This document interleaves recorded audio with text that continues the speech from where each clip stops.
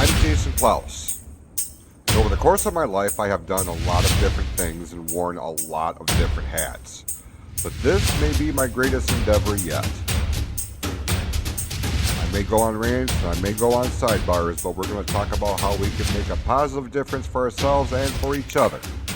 This is the Clouse to the Heart Show on YouTube.com.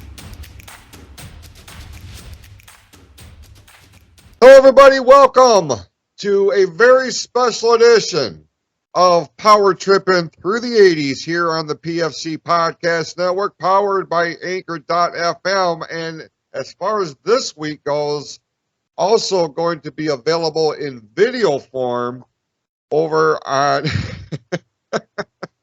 surprise over on the Clouse to the Heart YouTube channel. So this is going to be our first quote-unquote simulcast episode. Joining me is my tag team partner for this endeavor, Shawn Grugel is with me. Shawn, we're going to do something pretty cool. As you can tell, we are in a mode here because, this topic that we're going to talk about is something that is near and dear to both you and I on personal levels. It is timely with the Halloween season in full swing here. Before we get into it, number one, it is very gracious of you to allow our listeners and viewers to have kind of a sneak peek into your happy place, as it were. Would you say that that's accurate? Yeah, this is my happy place. I mean, this is what not only is this what happens in my office, as you will, but this is what goes on in my mind 24/7. It's just a clutter of memorabilia, and I'm so happy that we have an outlet to get some of this mess out of my head. So. Sure. It's very cool. Those who are listening to the regular podcast, if you have time, obviously we appreciate you listening to the audio version of this, but if you do have time, head on over to youtube.com/Clouse to the Heart, and you will be able to see what we're talking about, because your backdrop, brother, is nothing short of a personal museum to all things about our topic this week. Of course, we're going to do a deep dive on the 1984 movie Ghostbusters. Now we will talk about the sequel a little bit, the 1989 version or release. We may touch on very briefly the reboot in 2016 and the Afterlife that came out earlier this year. With that, Ghostbusters. Do you remember when it came on your radar for the first time? Absolutely not. We talked in previous episodes how my grandparents, they lived in Berkeley, Michigan, right around the corner from the Berkeley Theater. And my uncle, God rest his soul, Ghostbusters came out, and he took myself and my cousin to the Berkeley Theater to see it for the first time. And let's just say it was love at first sight. So that's how it came on my radar. What made it stick with me was after the movie, because Berkeley, while it wasn't, for the lack of a better term back then, an upscale town, they had brought the Ecto-1 into the parking lot. And I remember vividly hearing that siren and my head snapping around, and I just got done seeing it on the screen. Now I was sitting right there in real life, and I was absolutely floored. So that began my love affair with this movie. It's movies like this, and like we did a deep dive, one of the very beginning episodes of this show on Back to the Future, and movies like this, they stand the test of time. You know what I'm saying? Like, of all the movies that have been made and produced and all that, like, there are select few that achieve the mainstream iconic status that Ghostbusters has, or that Back to the Future has. And there's other franchises that were pivotal parts of our fandom, when we were kids in the 80s. I remember going to see this. I actually saw it twice at in the theaters. The first time I saw it was at Showcase East in Burton, and my mom took my brother and me. And then later on that summer, because that movie was out for a while, like it was the number two biggest movie of 1984. And when you talk about the movies that came out in 1984, like that's a hell of an accomplishment. Um, but the second time we went and seen it was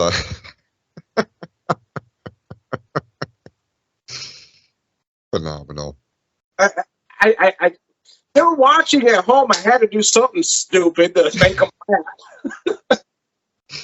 Oh man, that's phenomenal. But the Pix Theater in downtown Lapeer, one of the movies that Jeff and I saw at the Pix, and we didn't have the opportunity to see the car there in person, but that movie made enough of an impact where it was. I mean, to this day, like if it's one of those few movies, if I see it's on TV, I'll stop for a few minutes and watch a little bit of it. I mean, how many times have we seen this thing? Hundreds, right? So I mean, it doesn't matter where it's at in the movie. I could probably pick up the dialogue right sight on scene. I'm sure you're like that too, right? Oh, without a shadow of a doubt. That movie, my wife gets sick of that movie because I have it on VHS, I have it on DVD, I have it on Blu-ray, I have it on digital. So when I get bored, those three movies are my go-to. Ghostbusters 1, Ghostbusters 2, and Ghostbusters Afterlife. Answer the Call. You said we were going to touch on it briefly, so let's make it real brief because that's all the attention it really deserves. After the Answer the Call, while I felt it was a good movie, it contributed nothing, in my opinion, to the franchise. So that really, I'll watch it if it's on. I like Holtzman. I think she's a great character. Yeah. Matter of fact, if I was to hang out with anybody from any of the Ghostbusters franchises, it would be Holtzman. And that really disturbs a lot of people who are involved with Ghost Corps. Yeah. But, I think she did a phenomenal job playing that character. But yeah, to answer your question, you say you've seen that movie hundreds of times. I've probably watched that movie thousands of times. And it's not just to watch the movie, but to pick up little details and different pieces of equipment and, different things that a lot of people don't really look for. So It as you're talking, like I'm listening, but I'm really dialed into the background. You got the proton pack, you have the jumpsuit, it's on the arcade game right behind you. There's just so much cool stuff there. You got the Marshmallow Man and oh my goodness. are you here? I actually went out and found, when you watch the Ghostbusters movie, the walkie-talkie that Vickman uses to call Stance. Uh-huh. I actually found one of the actual types of walkie-talkies that Vickman used in that. He's right here, Ray. He's looking at me. Yeah, I have the fire station. This is more or less based on the cartoon from the real Ghostbusters. I have your ecto goggles. I do have the jumpsuit. I have a working unlicensed nuclear accelerator on the wall that a gentleman by the name of Doc Brewer built for me from Ghostbusters SWAT. This thing, it's right to scale. It's 1-to-1 detail. And you put that thing on your back, it's like carrying a 12-year-old. It's heavy as hell, but it gets a lot of attention. I bet it does. What you're not seeing is we have every Funko Pop known to man that has anything to do with Ghostbusters out in the other room. And so I say the other room, so that just tells you the extent of my collection. And again, my wife here's Ghostbusters, and you might as well tell her we're having spinach for dinner. It's not good. Oh, phenomenal. Well, let's talk about the origins of what would become this iconic movie. This actually stemmed from, there's been all kinds of books and specials and things of this nature done on this franchise at this point, but the majority of this thing came from the mind of Dan Aykroyd, who portrayed Ray Stantz in the movie. Upon research, you learn that the movie was originally, when he was writing it, it had him, John Belushi, and Eddie Murphy in the original roles. And obviously, I believe it was during the course of the writing that John Belushi passed away. And obviously, you had to do a pivot. Belushi died in 1982, so the movie was being written around that same time. Now, I know this movie in particular is very, very near and dear to your heart, and you have done probably way more research on this franchise than I even thought about. Like, you have like the insider's, book to the actual movie here. I'm pretty sure you've got that thing memorized, don't you? No, I don't, because that's words. Egon Spengler said Prince is dead. I like looking at the pretty pictures, but I have watched plenty of documentaries as it pertains to the movie.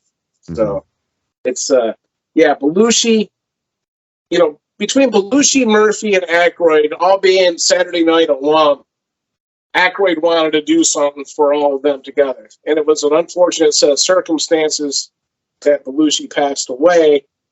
But, and I know you'll probably have this written down on your notes, but I don't know if he's in the camera or not, but Slimer. Slimer was said to be a tribute to Belushi.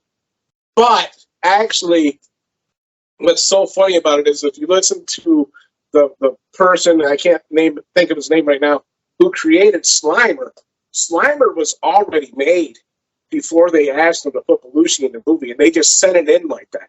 Mm-hmm. And they were like, it looks just like him.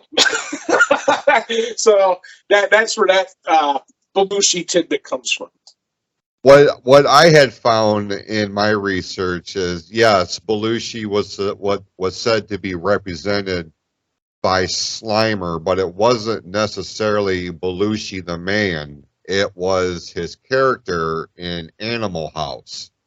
The party animal, starts the food fight, all that. Yeah, pop. What am I? I was it. But you see a lot of those characteristics between his character in Animal House and how Slimer is presented in the movie. So I can see where there's that correlation. It's no secret that Dan Aykroyd and John Belushi were, they were peanut butter and jelly, man. Like, where you saw one, you saw the other. They were mainstays. They were part of the foundation of the original Saturday Night Live. They created the Blues Brothers, and you could not have one without the other for a long time. So obviously, with Aykroyd writing the concept of this movie, of course he's going to include his best friend. I was surprised to learn that Eddie Murphy was, one of the original hopefuls for the movie. I mean, what a dynamic! Like, the entire movie, the dynamic of it, I feel like would have changed, and that's not just the storyline. We'll get to that here in a minute, but can you imagine if it was Aykroyd, Belushi, and Murphy instead of Bill Murray, Harold Ramis, and Aykroyd? I mean, what would that look like? Well, the character of Winston Zedmore's role in the movie definitely wouldn't have been cut down as much as it was.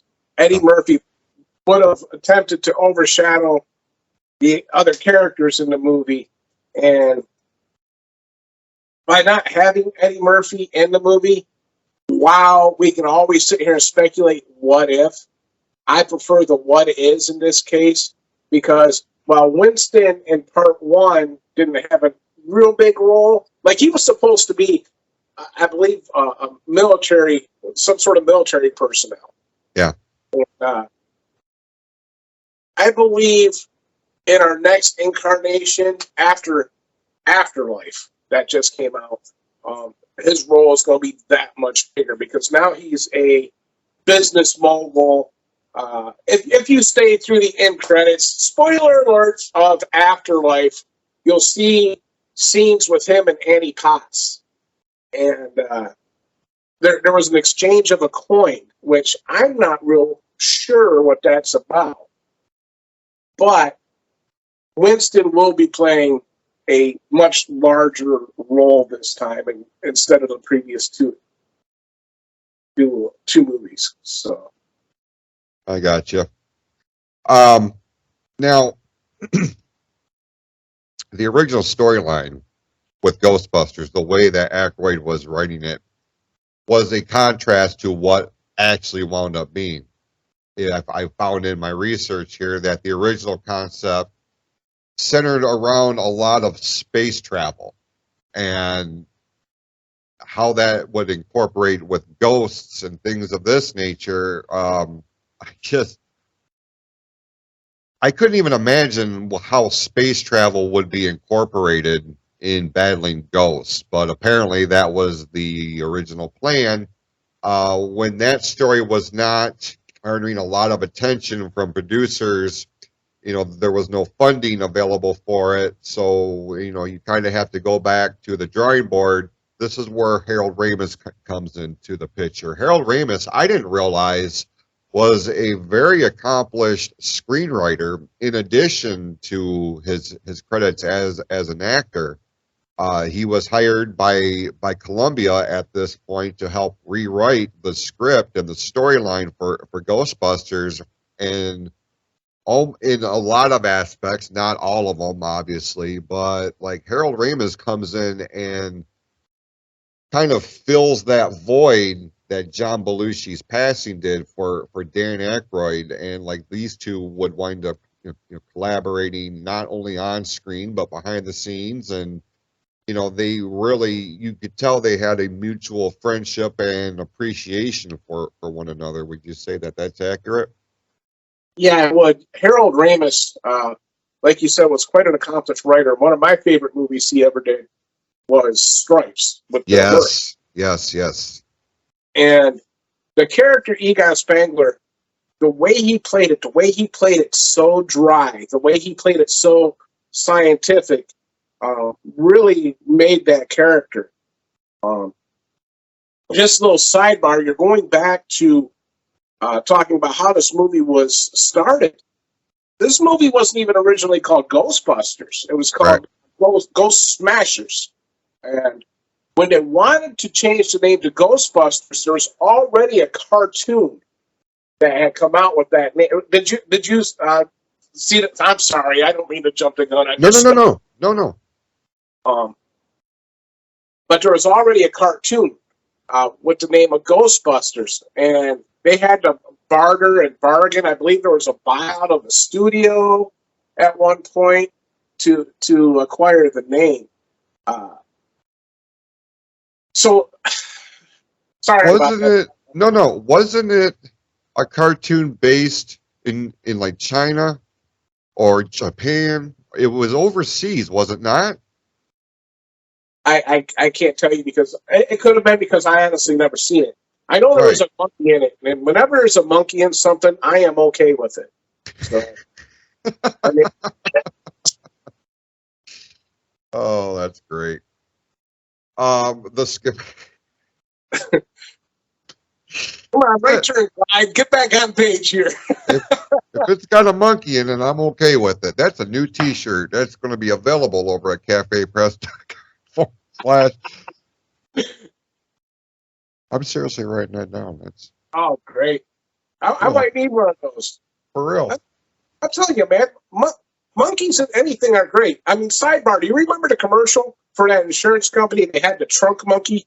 You know, yeah, I love the trunk monkeys. I love Clyde on every which way but loose. Yeah. You know, most valuable primate. Yeah, give them all to me. Give me the monkeys. So, all right, I'm done with that. Where you at on the band, the Monkees? Oh man, the TV show was one of my favorites. I can sing the last train to Clarksville word for word, though I'm not going to do it on this show. I mean, it's no Ghostbusters by Ray Parker Jr. by any stretch, but god damn, that song had a beat to it you could dance to. So, Oh, phenomenal. Filming. Okay, once they figure out what they're going to do, they bought out the rights to use the name Ghostbusters. Now comes the time for the filming. In my research, I have found that filming took place from October of 1983 to January of 1984. And now the movie would be released on June the 8th of 1984. And man, it seems to me, like we talked a little bit about that with Back to the Future as well. Like there was a pretty quick, faster than usual turnaround time by the time the movie was done filming to when it was edited and the music was put into it and all the bells and whistles, the graphics, blah, blah, blah, to the big release. This was no exception. I mean, this was less than 6 months between the time filming had wrapped up and when the movie was released, because I guess it all depends on how involved the production was, but during Ghostbusters here, like this is the first time we really got exposed throughout the course of the movie to what special effects can do to a movie. Like you use, Slimer as an example. The technology that it took to create that character on screen. At the time, like there wasn't a whole lot that we had seen like that. And then you go later on in the flick, like with the Marshmallow Man walking through Manhattan. That's an incredible piece of cinematography there. Some special effects go into place there. Is that one of the aspects? Because I know it was for me, but is that one of the aspects that made this movie such a huge part and what made you a fan of it? I mean, it's one of the parts. When you look at the movie, okay, so you mentioned the Marshmallow Man and Slimer, two of the most iconic ghosts in the film. But I mean, the Marshmallow Man, okay, his part was cool. He was Godzilla. Essentially, when they filmed that, they put a man in a marshmallow suit and had him tromping down on a model city. Mm-hmm. Slimer was a little more advanced, but the one that everyone forgets about, and the one that made the biggest impact on me, was the library ghost. Yeah. That set the tone for the whole movie. When, in the beginning, when they're doing the investigation, and Dan Aykroyd stops everybody, he says, "Listen, do you smell something?" Yeah. That line has stuck with me for years because that was one of those things where I had to go, what the hell did he just say? When I was a kid, not so much, a little bit older. But when they come around the corner and Ray comes up with the plan, get her. And that ghost changes from the quaint little old librarian to the big scary ass screaming ghost. And the Ghostbusters turn tail and run out of that building. That's what set the tone for the whole movie for me. Because that lets you know that, hey, this shit could really be true. This shit could really happen. She was not comical looking. She was scary as hell. Yeah. This movie was supposed to be along the lines of a horror movie when it was first being written. The possibility of an afterlife, the possibility of trapping a ghost. Dan Aykroyd said at one time his father was like a parapsychologist and his grandfather was like a parapsychologist, if I can use that term. His father said that it was possible to capture a ghost in time, to freeze a ghost in time. And that's what Dan Aykroyd used as like an inspiration to start creating this movie. So when you look at the proton packs and you look at the ghost traps and you look at how they were used in the movie, what if? What if we could really do something like this? What if we could capture a ghost? That is where my passion for this movie stems from. Because much later on in life, and you know this, I became a paranormal researcher myself.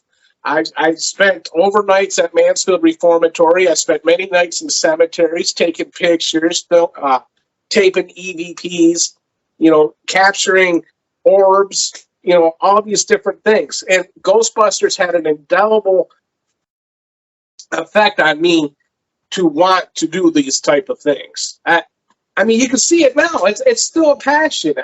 If someone was to say to me, "Hey, Sean, we're going to do an overnight at Mansfield Reformatory," I'm dusting off my gear, probably not throwing out a proton pack, because that just might be a little too much. But I'm going to go out in the field, and I'm going to see if I can't capture a ghost. It's the whole aspect of what if. That's the same thing with Back to the Future when we talked about that. What if time travel was possible? What if? It could happen. We don't know. The Last Starfighter, is there life on other planets? What if? If I play this damn video game, am I going to get recruited by Ivan Reitman to become a Ghostbuster? Well, obviously he's a ghost now. Right. I was going to say, you're not going to hear from him. But, the possibilities, that's, I think in a lot of aspects, we talk about what's happening now versus what happens then. Movies like this gave us hope, whereas a lot of stuff that's coming out now, they don't have the, I don't want to say they don't have the sense of adventure, but Hollywood is so creative now, they just keep going back to remaking old things and trying to make them new. So They have literally run out of ideas. yes. They have literally run out of original ideas. You wouldn't think that would be a thing, but they have. Because for what you just said, they're doing reboots, they're doing sequels. 30 years later, Top Gun. Okay? I mean, how long had it been since the original come out? I know we're going on a sidebar. That's what we do here on the network. Across all of our shows, really. Just bear with us. We'll bring it back. What? I love Maverick. I really loved it when they called it Star Wars back in the 70s. Tell me it's not the same movie. I haven't seen it. Dude, okay, think about Star Wars, the Death Star, right? You have to fly the X-Wing fighter through the canyon. You have to do a little whoop-de-woo, shoot the missile into the little hole and blow up the Death Star, right?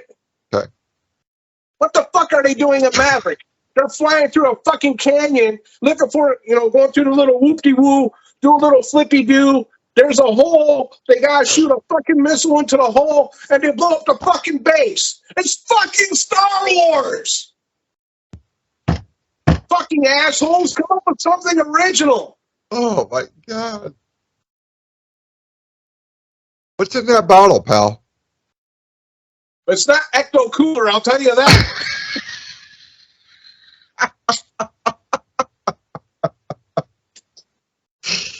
Oh, Maverick. Fuck you. God, I hate Maverick. Hey, I'm waiting for him to reboot the Goonies because I'm going to tear that shit apart. I hear that's a thing. It is a thing. I'm not real happy. No, leave it alone. Come up with something original. Okay, let's get back HSA on. award winner right here, buddy. HSA award winner. I did not mean to get you so fired up first thing on a Saturday morning. I'll have you know. Gonna make a fat man have a heart attack for Christ's sake. I'm sorry. Oh, shit. All right. The movie. Oh yeah, we're talking about Ghostbusters, aren't we? Fucking A, Tweety. Okay, let's go, buddy. Released on June the 8th, 1984. It cost between $25 and $30 million to make the movie. Box office final tally for its original run, $295.2 million.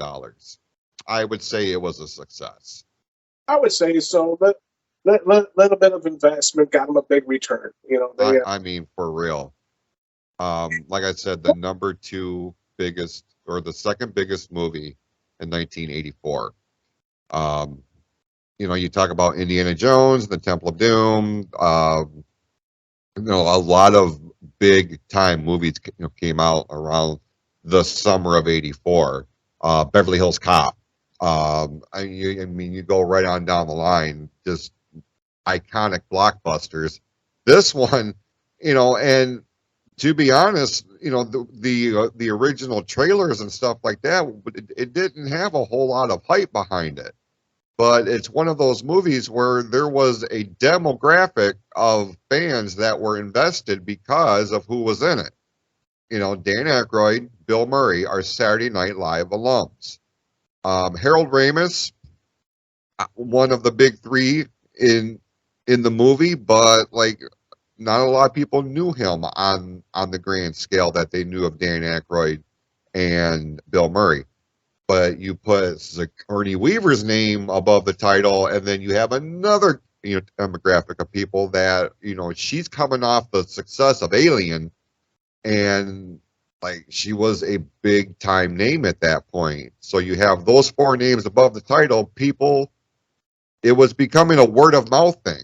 They would go see it, and they're like, man, this exceeded all of our expectations. The special effects, not just with Slimer and the Librarian, but the streams from the proton packs. Don't cross them. About 2 very big other names in the movie, and everyone forgets about the 4th Ghostbuster, Ernie Hudson. I was going to get to him. Okay. I'm very upset about this. I'm getting there. I'm talking about the goddamn poster. Well, Ernie Hudson's name was not on the original poster. Other than the what? There's the poster. There is no Ernie Hudson on the poster. No. He wasn't even on the goddamn box art. Well, Harold Ramis's name isn't on the poster. It's Bill Murray, Dan Aykroyd, Sigourney Weaver, an Ivan Reitman film. I can send a picture of it after the fact, but there's no Ernie Hudson. And where the fuck is Rick Moranis' name on that poster? He is in the little credits at the bottom of the poster. Also starring Rick Moranis. Now we're going to talk about his role too. Actually, you said his name. Let's talk about him real quick. Rick Moranis, Louis Tully in the movie. Dana Barrett's neighbor, the little nerd. Dude, scene stealer. Everyone that he was in. He provided those let me up segments. If you're coming off a pretty intense scene, you went to Louis Tully and I didn't know this until I did research last night, as a matter of fact. It was originally, that role was supposed to be John Candy. Yep, sure was. And do you know why John Candy did not do that role? Why? Well, creative differences. He thought that Louis Tully should have been German and spoke with a German accent, and he was supposed to have a dog. Imagine John Candy being German. I can't. In an apartment with Dana Barrett. No, number one, Louis Tully, Rick Moranis is a small and physical stature man. Yeah. You put him up against Sigourney Weaver, and she was at least a head taller than him. I think that made that dynamic so much better than having John Candy, who was 6 foot tall, over 300 pounds, next to Sigourney Weaver.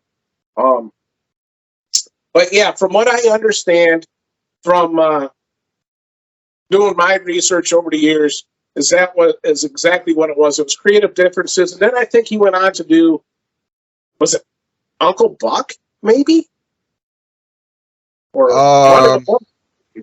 I feel like Uncle Buck came out either 87 or 88.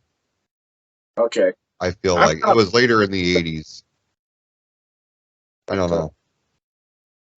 You know, Yeah, you look at like Dan Aykroyd is the one who sought out Ivan Reitman to direct this movie, and that's coming off of his success that he worked with both Bill Murray and Harold Ramis in Stripes.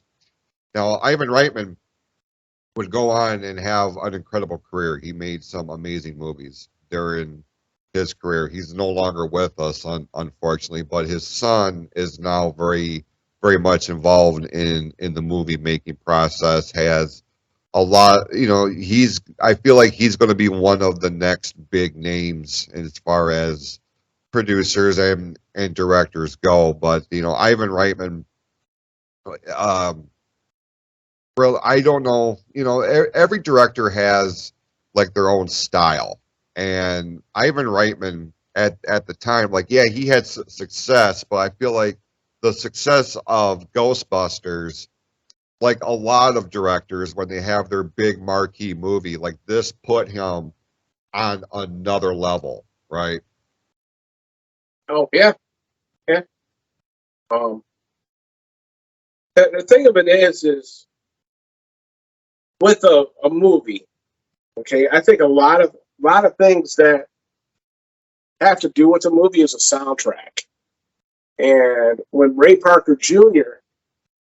came up with the theme for Ghostbusters, I mean that song took off to the top. I mean, it was one of the biggest songs of the '80s when it came to Ray Parker Jr.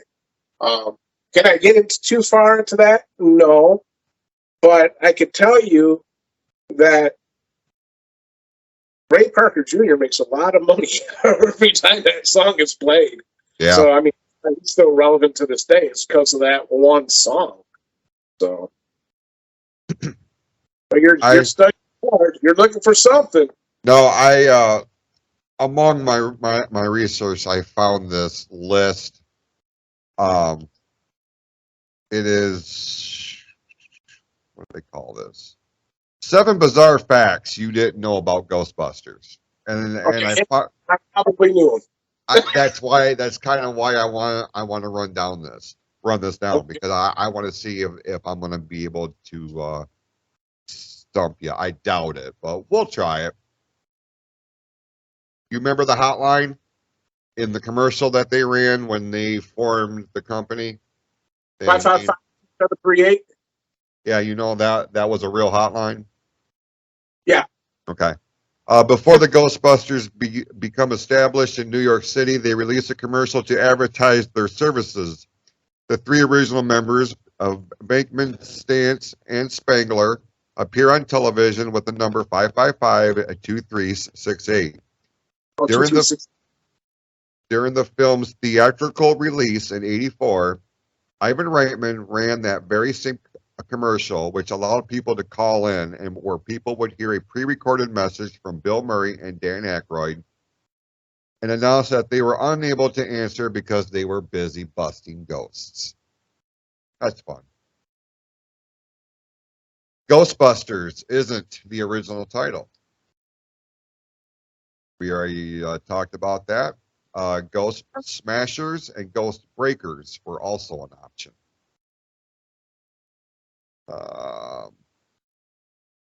Slimer has an unofficial nickname. Do you know what it is? Oh God, it was Yeah, because they had to film something flying through the air. What was it? Was it not Jelly Bean? The hell was it? You're kind of on the right path. It is a food. Huh? It is a food. Yeah, I'm trying to think. Was it a bean? I, it's escaping me at the moment. But yeah, it had to do with what they filmed to get Slimer on the screen. I don't remember exactly what it was. Um, onion head. Onion head. Okay. Now, here's what I didn't know. The ugly little spud, as Slimer was referred to, wasn't actually named Slimer until the animated show, The Real Ghostbusters, was released. The cartoon. You know that? I didn't know that, but it makes sense because they never referred to him as Slimer. Right. Nor did they refer to him as Slimer in Ghostbusters 2, because when Rick Moranis got on the bus to help break apart the pink slime, he just gets on the bus, he goes, "Oh, it's you." Yeah. So he never said his name. It just said that too as I was reading that. You were saying that. I'm like, I'll be damned. Slimer isn't the only ghost in the original movie who. Oops. Oh, you son of a bitch. Okay, here we go. Slimer isn't the only ghost in the original movie who isn't referred to by name. We now know him by. But Gozer's two minions are never referred to as terror dogs, despite the hellhounds being synonymous with the name. Zool and Vince Clortho. Yeah. There is no Dana, only Zool. Right. I was going to say, they're referred to as Zool when that happens, and when Rick Moranis is running around saying, "I'm Vince Clortho, Keymaster of Gozer. Are you the gatekeeper?" Yeah. He was talking to the horse. "Hey, buddy, I'm the one that does the deals around here." What an asshole. As we talked about, Eddie Murphy was offered the role of Winston. Yeah, it was supposed to be a futuristic adventure. We kind of talked about that as well. I guess I should have looked at this a little bit closer before I presented this to you, because we've already talked about a lot of this. It's all inspired by a real Ghostbuster, which you referred to Dan Aykroyd's relative, and that's what spawned the idea. They have it here. The Ray Stantz character, or the Ray Stantz actor, which is Dan Aykroyd, is well known for his interest in psychic research and UFOs. So that's where the correlation is with the space gimmick. Now, Well, when you watch Afterlife, Raise a Cult, his bookstore. If I remember right, he has books of UFO on his desk. I'd have to go back and double check, but yeah, I'm pretty sure it was mentioned in Raise a Cult about UFOs. I'd have to go back and look. Afterlife is one of those movies I've watched a number of times, and I look for all those little hidden Easter eggs. But that's something I'm going to look for this next time. So you mentioned, and we're going to go on a sidebar here. You mentioned the little Easter eggs and stuff like that. Now, the 2016 reboot with the girls, I think, and I understand why that movie has a love-hate relationship with Ghostbuster fans. I totally understand why. I myself, I enjoyed the movie for what it was, and I'll tell you why I enjoyed it. Aside from like Holtzman, like she was phenomenal. I felt like the fact that all of the surviving members of the original cast more or less gave their stamp of approval by having small cameos in the reboot. And if you go back and watch that movie, and I know a lot of people didn't after they were like one and done.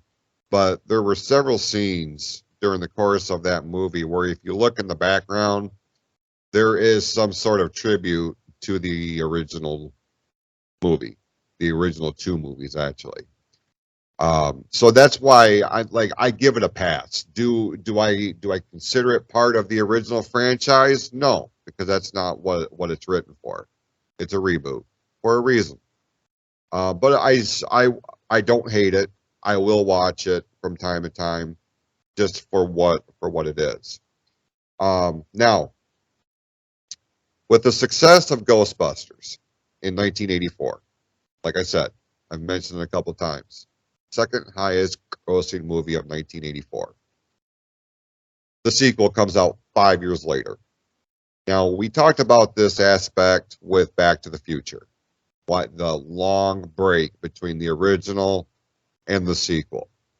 By the time you realize that they were making a part two and the original cast was on board with this, in your opinion, had too much time elapsed?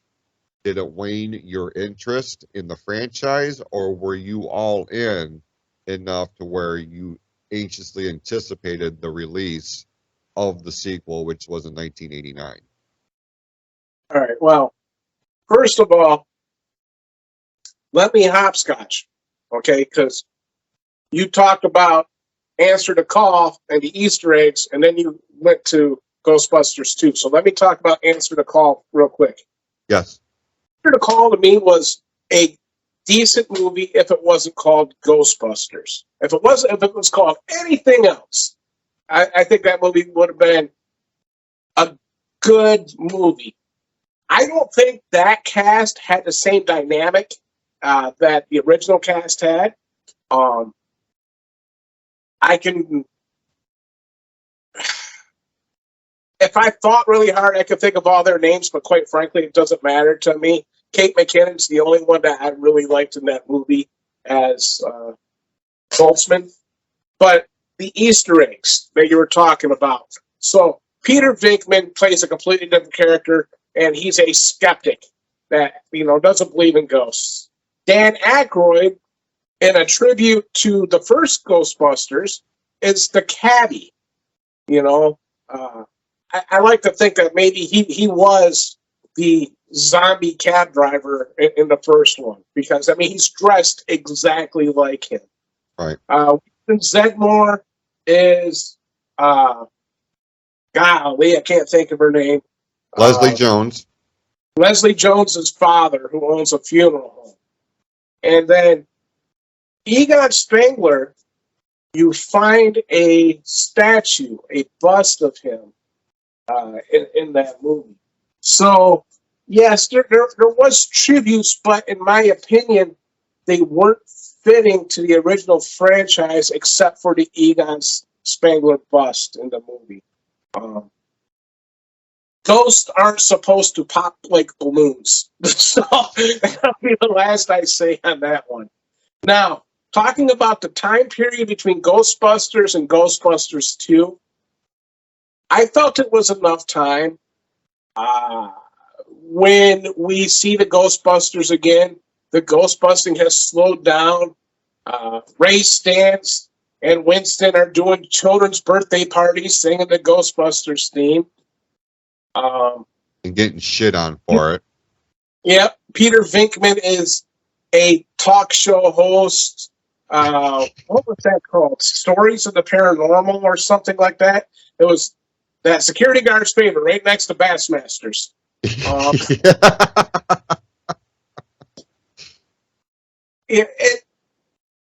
And Egon, I believe, was still a doctor at that time. So the storyline 5 years later, from the time they were heroes and saving New York City and destroying the Marshmallow Man to now, their fame has been seemingly forgotten about. There's lawsuits against them for destroying the city. Now I think it's fitting. When I was a kid, when they announced Ghostbusters 2, I was excited as hell. I don't even, it was 89, I was 15 years old. I was ready for it. Yeah. But did I pay attention to how much time was spent between the two movies? No, because I thought the first one was done and over with. I never thought a second one was being made because we didn't have the internet to tell us that a second movie was being made. So I was excited as hell when it was announced. Mm-hmm. You know, and a lot of, like, I think part of the charm was it still revolved around like just about every original character came back for the sequel, which is very rare, even back then. Like we talked about Back to the Future, and they had to make some very pivotal character changes or actor changes for established characters in that movie. That wasn't the case with Ghostbusters. You know, you had all of them, and not just the Ghostbusters themselves, but Sigourney Weaver came back as Dana Barrett. Rick Moranis was back as Louis Tully. Annie Potts was back as the secretary. Janine. Yes, thank you. Now, both movies had one supporting character that, to me, like I looked forward to their spots in the movie. But in the first one, it was Walter Peck, which was played by William Atherton. He was such an asshole, but I loved the dynamic between he and Bill Murray's character Venkman was phenomenal. And like he wasn't in that movie long, but man, he made an impact on me. This is Mr. Pecker. Peck. The second one is the little dude from the art gallery. Yeah. That's obsessed with Dana and baby Oscar there. He was a slimy little bastard too. Completely different. Now, the dynamics of the two movies, the antagonists, if you will. You know, in the first one, you had Zool, you had the Marshmallow Man, you had Slimer. Gozer. Yeah. The second one, you had the painting. Igor. Yeah. Vigo the Carpathian. I told you, what a bunch of nonsense up here. I know. But the river of slime that runs under New York City, negatively charged. Now, I'll be honest with you. When I saw that the first time, because New York City in the 80s had a stigma to it. Like, it's the largest city. It's the city that America is built around. You know, it's the Big Apple. It's this, it's that. But it didn't have the greatest of reputations, you know. So when there was that river of slime that went underneath the city that was all negative energy that had, you know, transformed into this pink ooze, I'm like, well, goddamn, I wonder if that's real life, because, you know, there's so many people in New York City, and you hear all kinds of news stories and things that are depicted on television and movies. Like, New York City doesn't seem like a very nice place to be. And like, I appreciate the fact that they incorporated that into the storyline for Ghostbusters too. Well, first of all, I'm going to blow your mind. Your little German buddy in Ghostbusters 2, his name was Janusz. And yeah, there you go. And secondly, that river of slime I thought was genius, because there are multiple abandoned train stations and subway tunnels in New York that are completely forgot about and blocked off. So not only to incorporate that, but to incorporate that river of slime into the painting on Vigo the Carpathian, when you look at his neck and it's running up his neck, was absolute genius to me. The character Vigo the Carpathian I thought was just a badass, big time larger than life. The painting, oh no pictures in here. You know, Janos around. To go to the actor of Vigo the Carpathian, I had no idea who he was when I first saw him. Can I tell you his name now? Absolutely not. But he was in the movie Digstown. And are you thinking what character he was? Yeah. He was Charles Macomb Diggs, the man in the wheelchair who didn't say nothing the entire movie. Huh. So, I know, bunch of useless knowledge. So, but It's useful right now, so I wouldn't say it's useless. Vigo the Carpathian didn't have to say a whole lot in the Ghostbusters movie. He didn't have to say a whole lot as Charles Macomb Diggs because his facial expressions did the acting for him. So when Vigo was looking down at Dan Aykroyd, when Dan Aykroyd was running the test on the photo, that scared the shit out of me. Vigo is such an imposing character.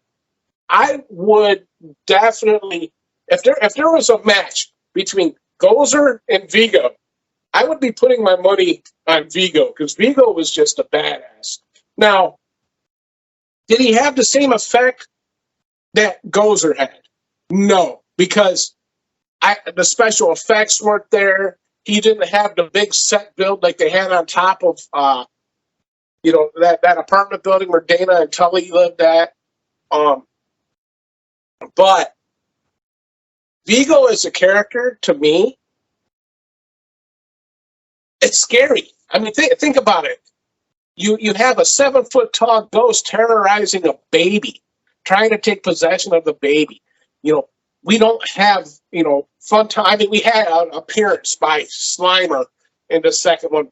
But the second movie, in my opinion, was actually a little more serious than the first movie.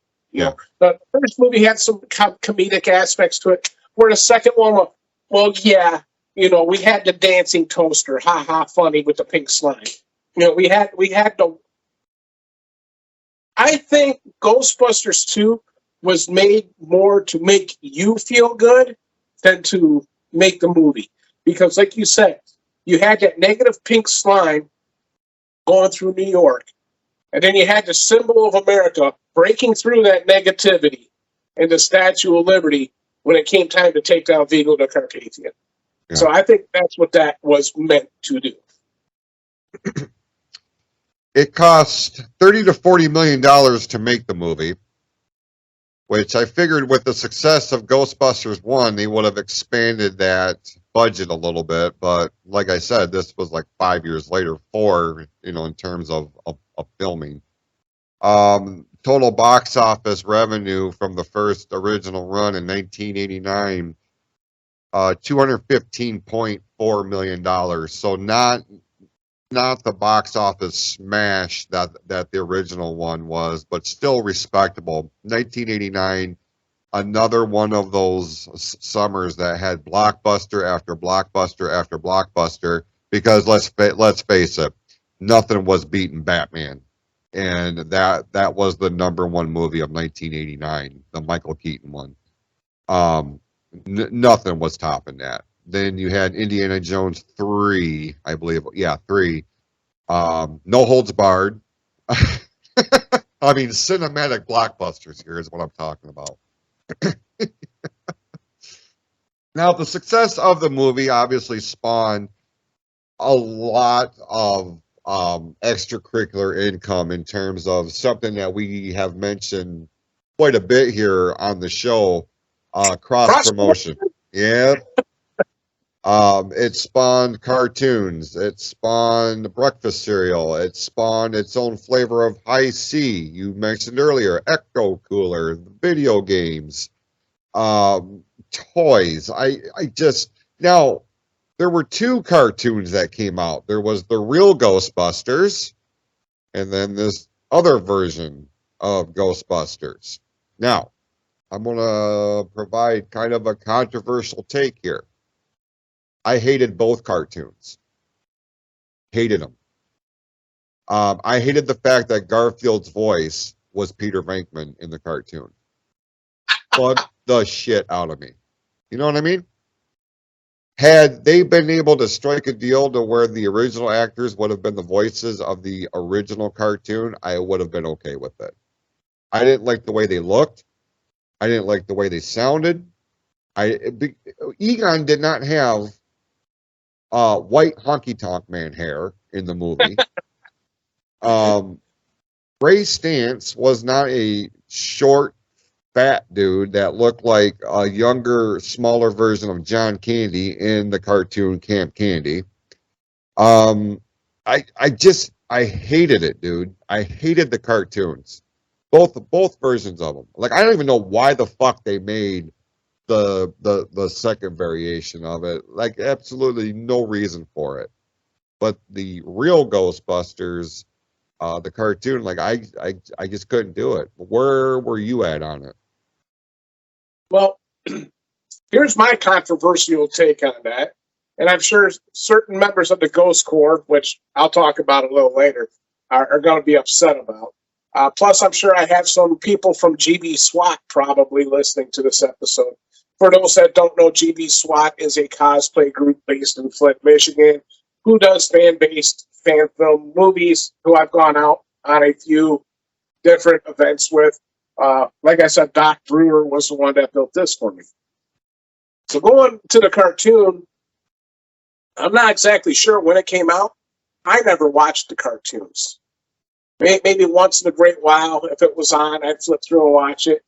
But much like you, when I saw what Egon looked like, and when I saw what Ray looked like, you know, Slimer's Slimer, you know.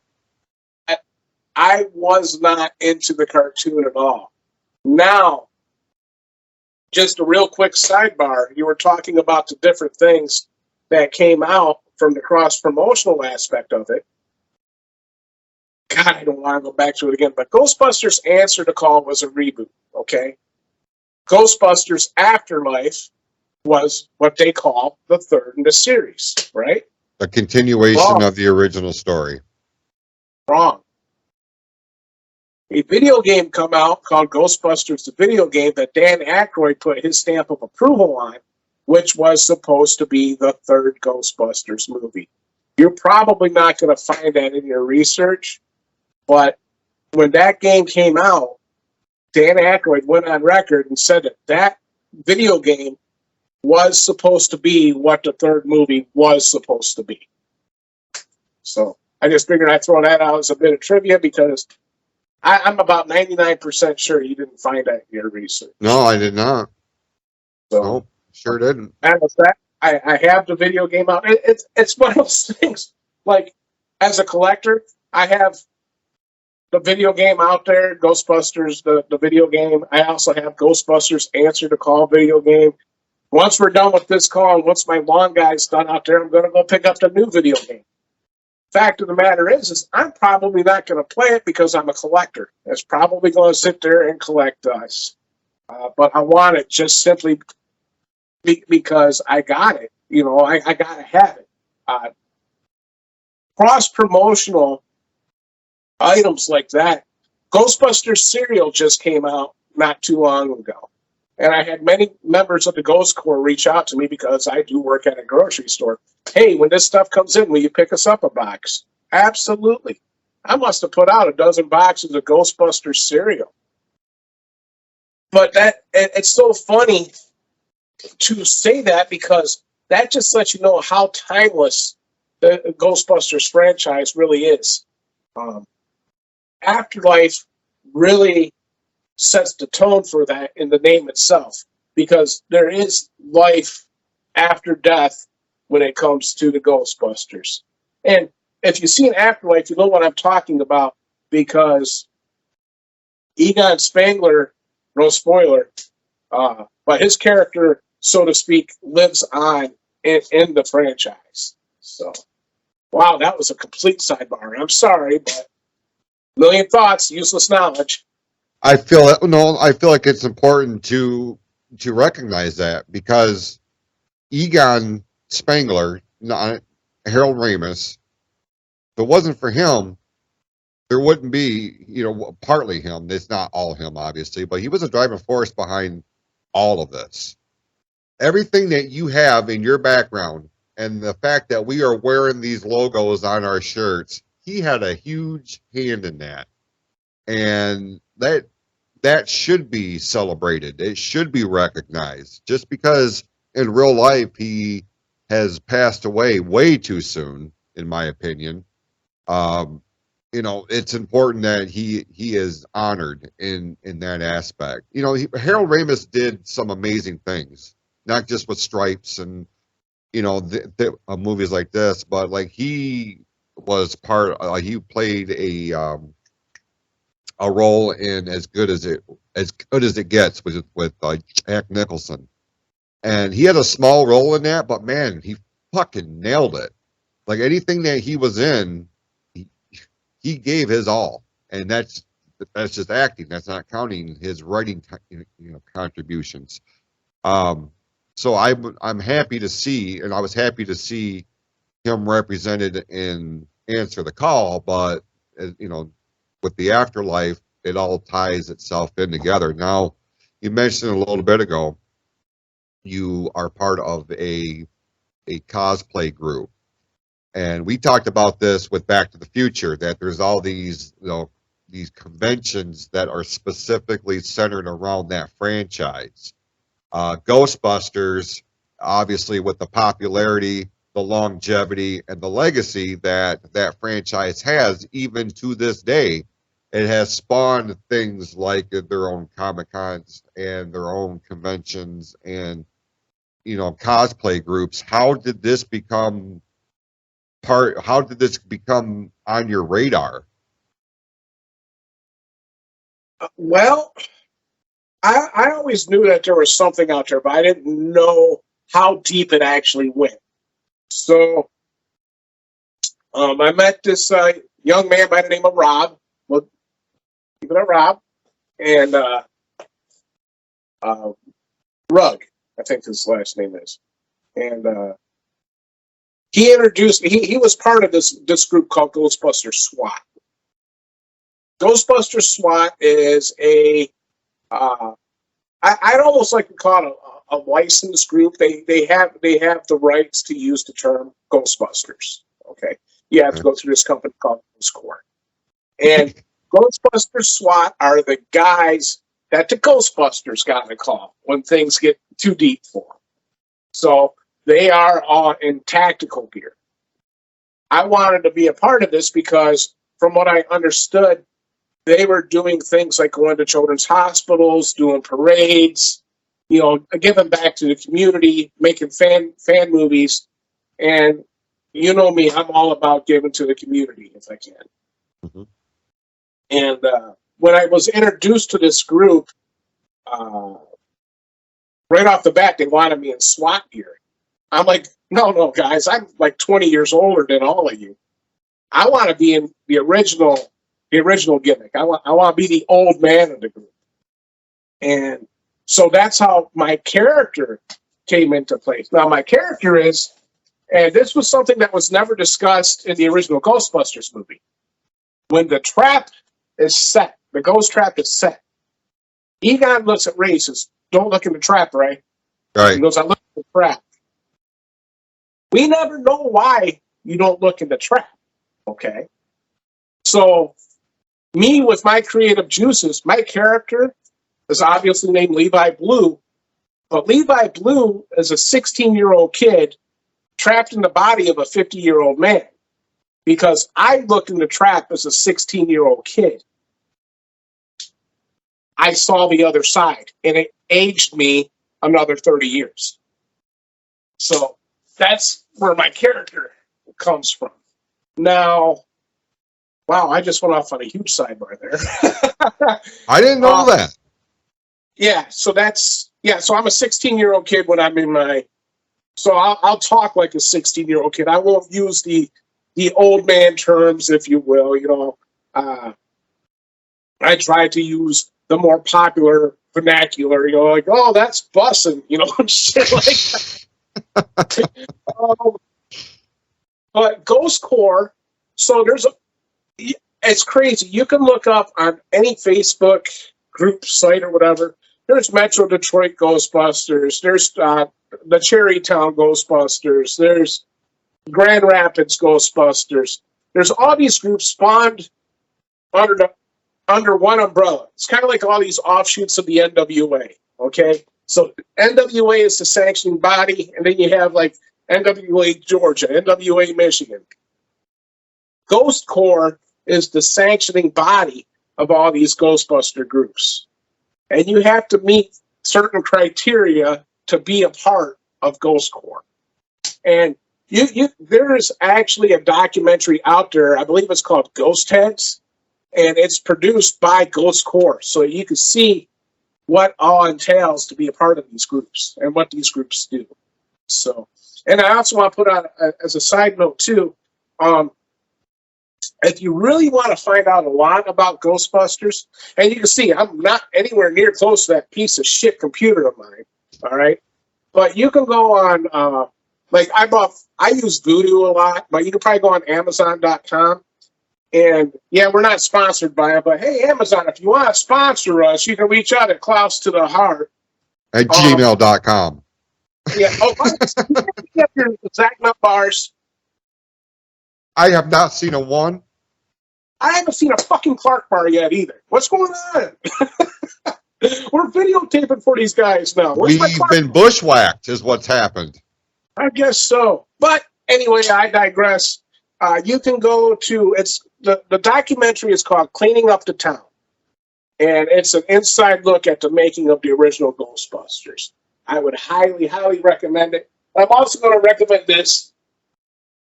This is Ghostbusters: The Inside Story. Yeah, I got this off of Amazon, but it's really cool because you can see how they drew up the drawings for the Stay Puft Marshmallow Man. A lot of behind the scenes stuff. And, deleted scenes. I absolutely love this book. I mean, there's so much information in here. While I like looking at the pretty pictures, I don't read a whole lot of words. Highly recommend it if you are a Ghostbusters fan. So, I'm looking forward to when we do the Rocky deep dive, because I have a book like that on Rocky. Do you really? I really do. Stay there. Yes, I do. I love the Rocky movies. Who would win in a fight, Rocky or Vigo the Carpathian? Look, I never will bet against Rocky. Never. The ultimate underdog, right? Like, he's going to find his way. I have the tiger.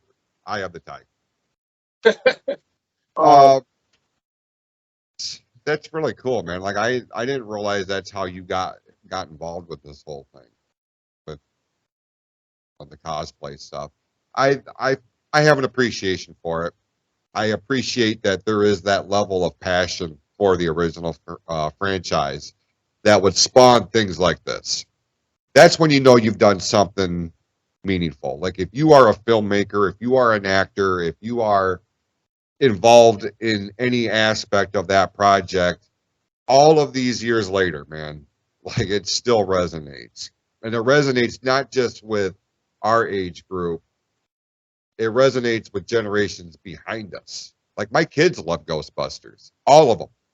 They'll like the original one, like all of them.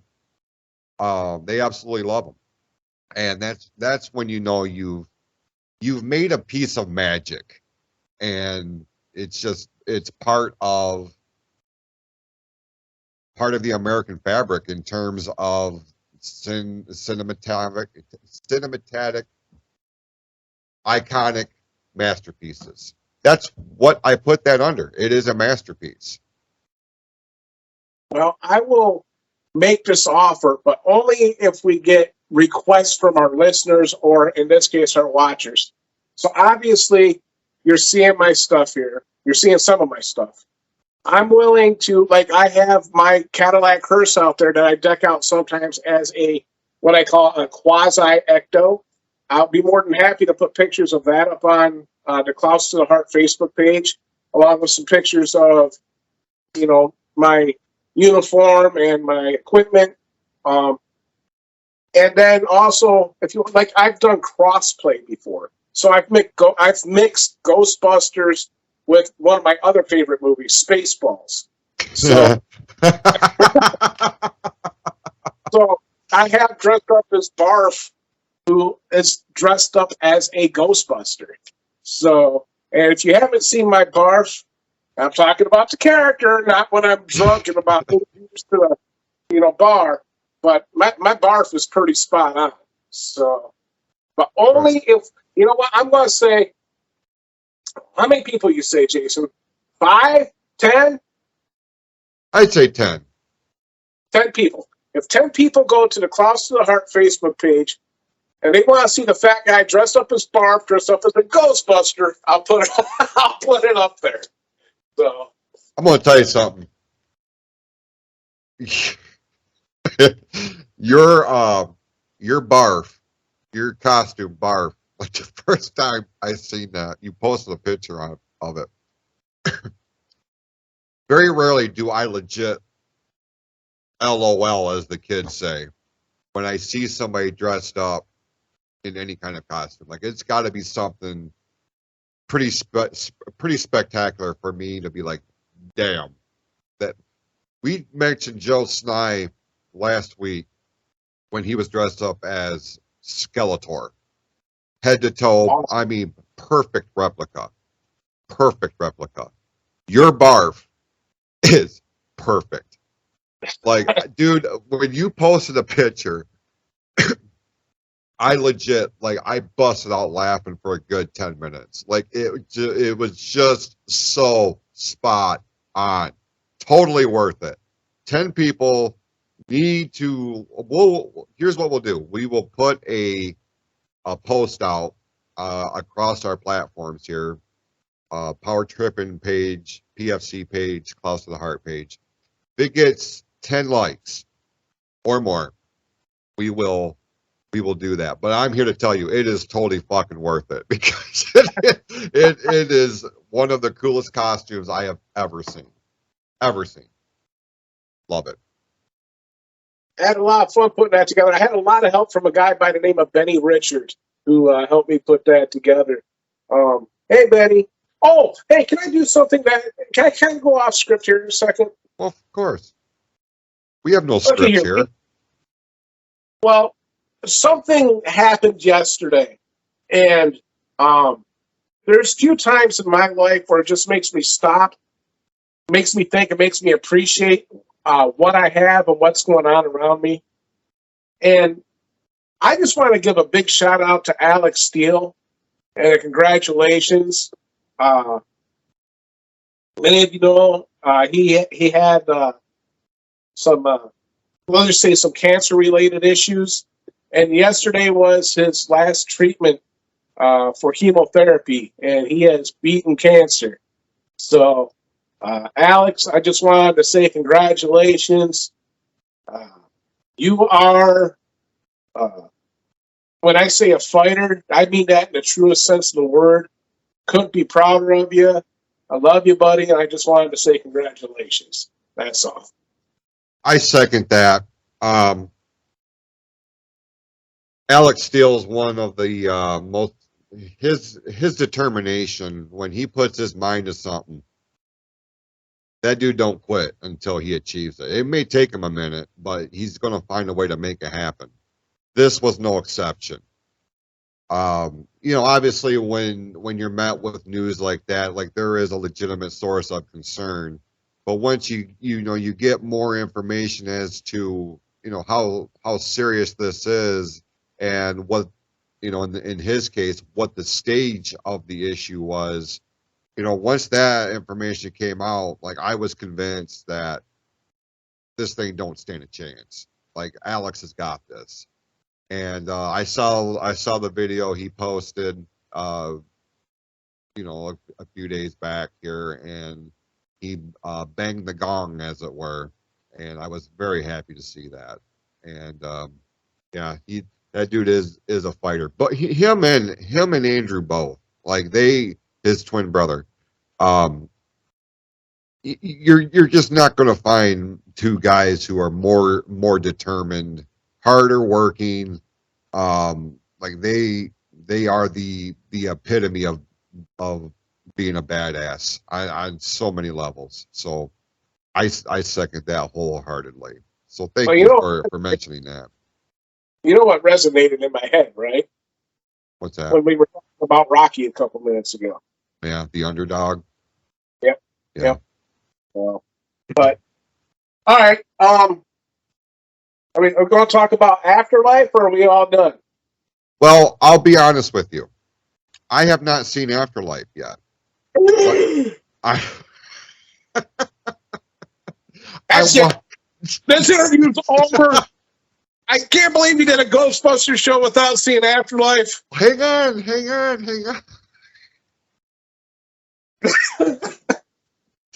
I said we were going to talk about up again.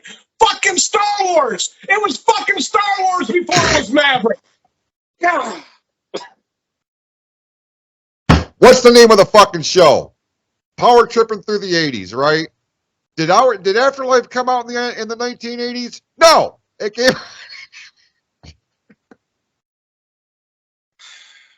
I'm sorry. It was fucking Star Wars.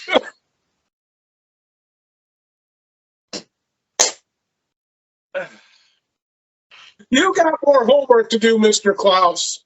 More homework to do. Are you done yelling at me? Because I feel like I'm going to cry. No, I was just going to focus on the original two because they came out in the 80s. Because I don't know. Call me weird. It was just the name of the fucking title of the podcast. But what do I know? I mean, obviously, it didn't have anything to do with the other two movies. I mean, God. Oh, they call it Afterlife. It's not called Answer the Call, for fuck's sake. So, okay. I have seen the error of my ways. I will get on that this weekend. Come if I have to make a trip over to the Meijer and pick it up on DVD, buy gummy worms, that's exactly what I'm gonna do. Better find those fucking Clark bars while you're at it too. You owe me something. No. Oh, Jesus. Right. I didn't realize you were going to take this so seriously, so personally. I'm cut deep, man. I am cut deep. This coming from the guy that has stacks of notes, looks like two fucking computer screens. I mean, hey, you don't watch Afterlife. Jesus. I just haven't seen it yet. Bro, you know how it is. Do you know the last time I sat down and actually watched a movie? Like from start to finish? It's been a minute. I couldn't tell you. Wait, I tell you what. You look like you want to come right through the screen here and like do a dive bomb on me. Instead of watching this waste of a shit they call wrestling, maybe you should watch Ghostbusters. Because I tell you what. I've seen Ghostbusters. Afterlife. I'm going to tell you something. I'm going to come on.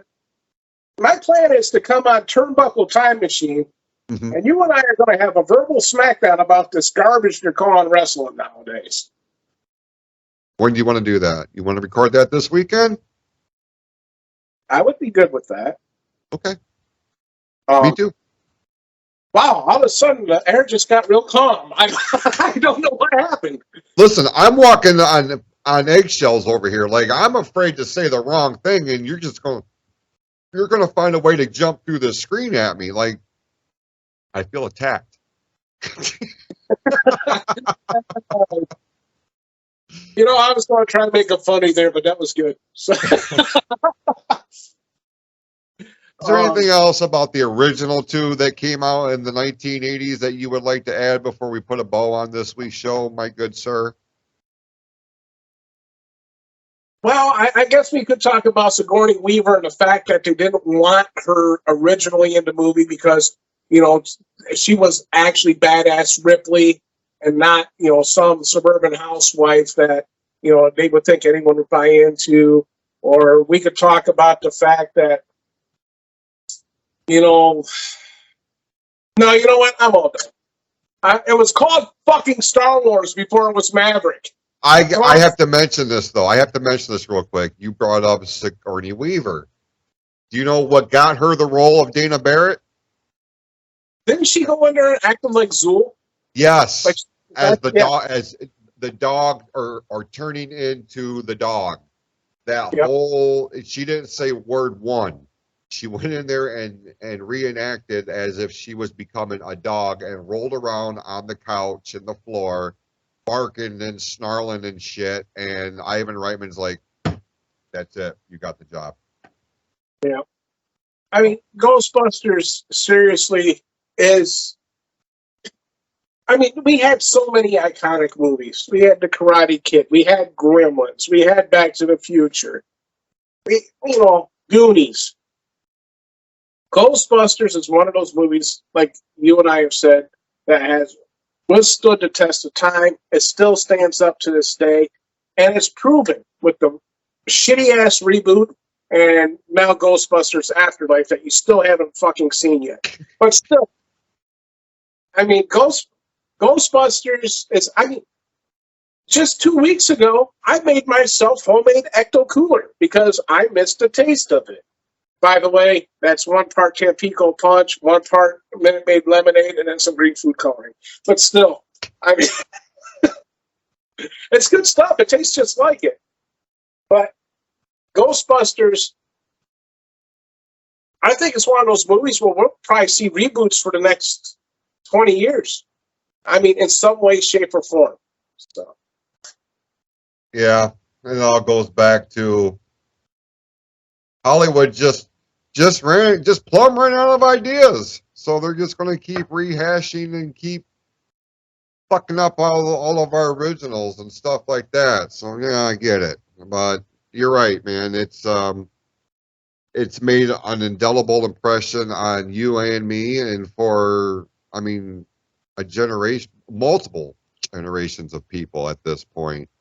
And I'm glad we were able to sit down and talk about it, kind of do a little bit of the backstory of the movie itself, what it meant to us, and obviously with your museum of sorts, like it's very much a prominent thing for you. So this was cool, man, and I appreciate the fact that you allowed cameras to capture it this week, kind of put it out there. So I certainly appreciate that, and I'm sure our fans do as well. As we put a bow on this, we certainly encourage anybody with any kind of feedback, your questions, comments, any type of thing like that. Look for us, Power Trippin 80's, over on Facebook, or you can find our contact information on clousetotheheart.net, the official website of the PFC Podcast Network. Before we get out of here, do you have a topic for next week? It's your pick. It's my pick. Yeah. Well, does Saturday fall on Halloween or is that Sunday? Halloween is on Monday this year. This show will drop on the 26th. So,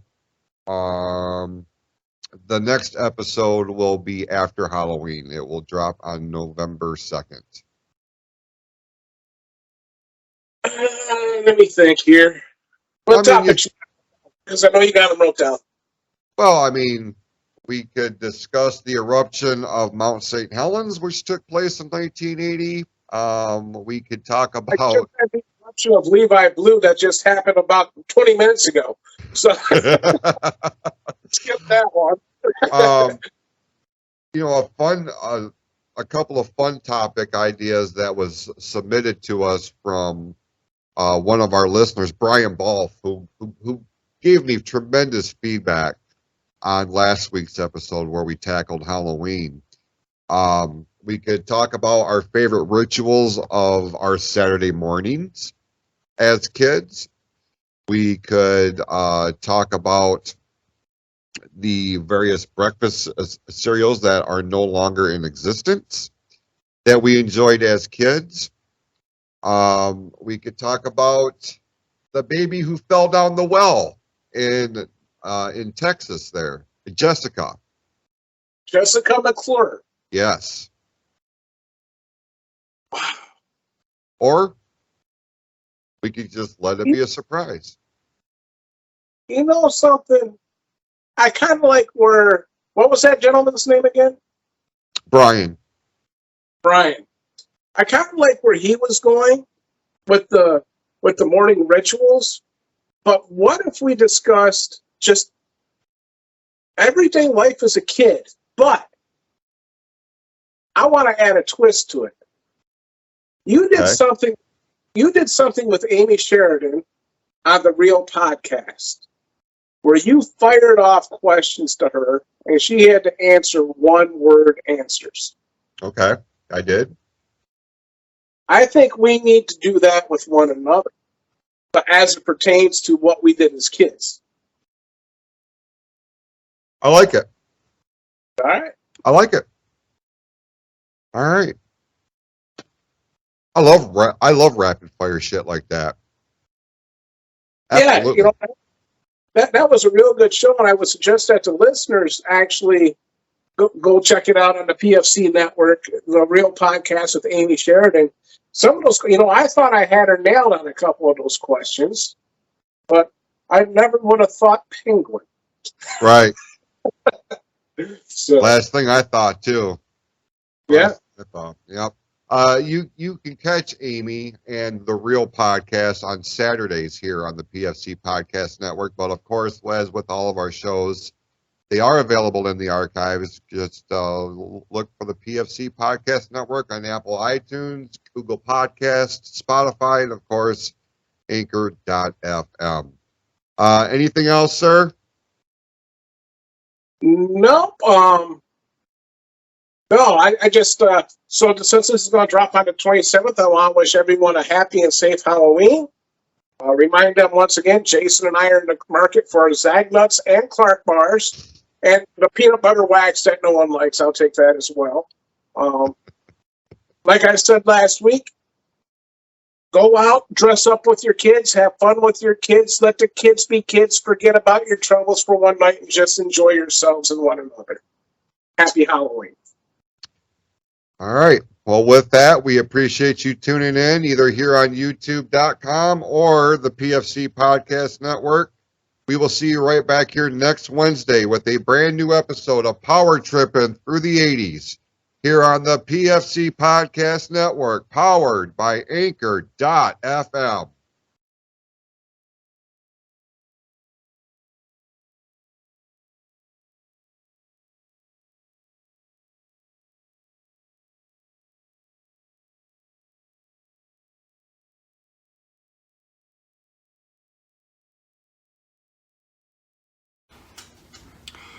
Hey everybody, I'm Jason Clouse, co-host of the Clouse and Q Show on ONTV.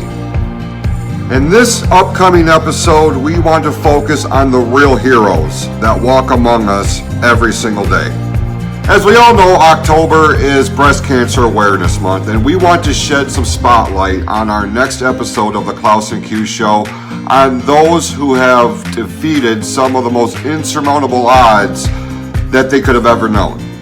If you have a story of survival, if you have a story of how this horrible disease has impacted your life or that of someone that you care about, we want to hear your story. So join us at ONTV Studio, be a part of the show, be a part of the conversation, share your story, and you never know how it may inspire or help someone who is in a similar situation. So if you are interested in being part of the show, reach out to us. Send us a DM on our Facebook page, or you can send us an email at clousetotheheart@gmail.com. We want to honor you, the real champions of the world, the real fighters, the real survivors. We want to hear your story. So join us on October the 28th for the next installment of the Clouse and Q Show on ONTV. And for more information, visit the Clouse and Q page on Facebook or clousetotheheart.net.